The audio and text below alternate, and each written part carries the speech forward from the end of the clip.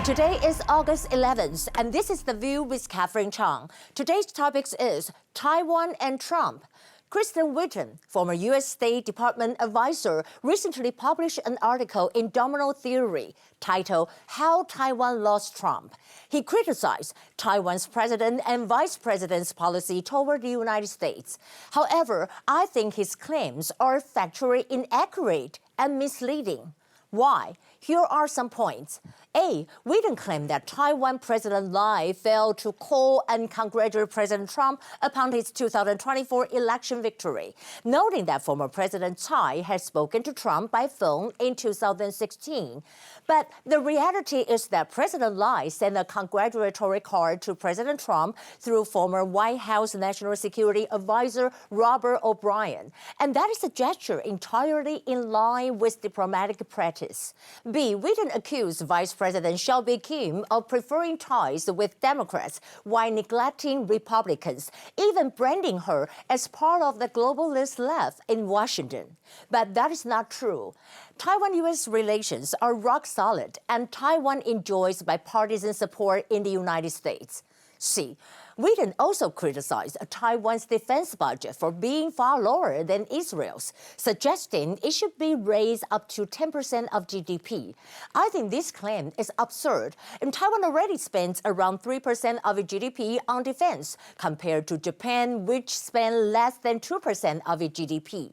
D. According to a senior Taiwanese official, Whitten is not an advisor to Trump. He served as an advisor to former Deputy National Security Advisor Stephen J. Yates. Through Yates, Whitten's PR firm briefly cooperated with Taiwan's representative office in Washington, but it only lasted for a year due to performance issue.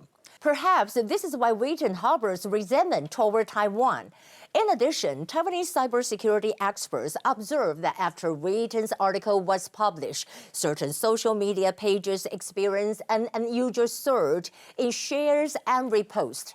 There were also signs of coordinated actions by China's state-run media.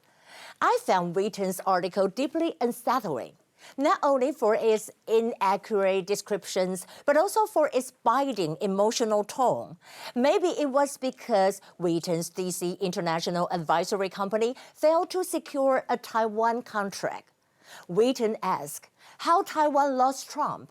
I would rather say the question should be, how Whitten's consulting company lost Taiwan.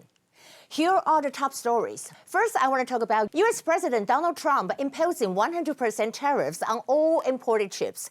On August 6, Trump announced a 100% tariff on all imported semiconductors, but offered exemptions for companies that manufacture in the United States.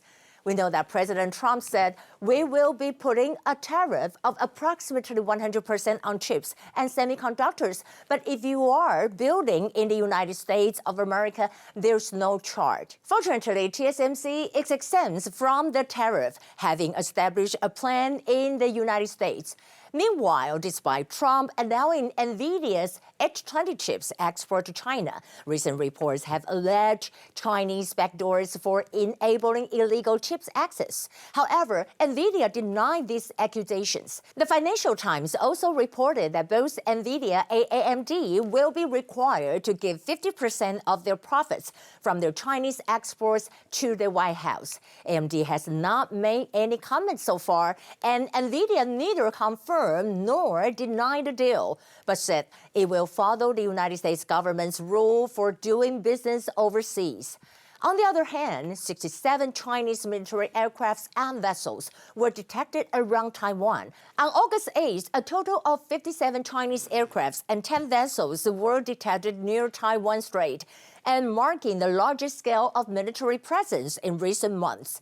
And on August 9th, 54 aircrafts and 8 vessels once again crossed the median line, harassing areas around Taiwan's airspace and waters. And Taiwan's military have deployed mission aircraft and naval vessels to closely monitor and respond. Moreover, Boris Johnson calling on Western countries to support Taiwan against China's bullying. On August 5th, President Lai Ching-te met with former British Prime Minister Boris Johnson, expressing gratitude toward Johnson's and the British government for supporting Taiwan. We know that Johnson's condemned China's building of Taiwan, stressing that Taiwan is a free society that should not face such intimidations. He expressed continuous support for Taiwan and called on all Western countries to do the same.